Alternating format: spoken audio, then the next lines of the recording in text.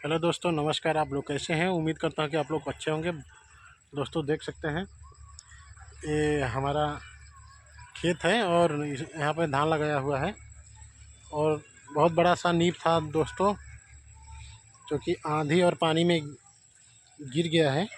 आप लोगों को दिखाना चाहता हूँ, देख सकते हैं। बहुत ज़्यादा नुकसान हो गया है दोस्तों, पूरा वहाँ तक नुकसान हो गया है, पूरा एक विश्व में नुकसान हो गया है। और दोस्तों आप लोग बताइए कैसे हैं, क्या कर रहे हैं और खाना वाना खाया कि नहीं आप लोग? दोस्तों तबीयत तो बहुत ज़्यादा ख़राब था हमारा और इस टाइम तबीयत कुछ आराम है। और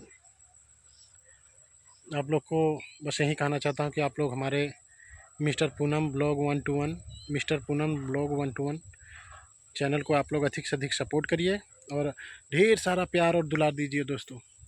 और आप लोग से मेरा यही निवेदन है कि इस छोटे भाई को कामयाबी के तरफ आप लोग लेकर चलिए और कामयाबी तक पहुंचाइए। आप लोग से मेरा दिल से यही निवेदन है।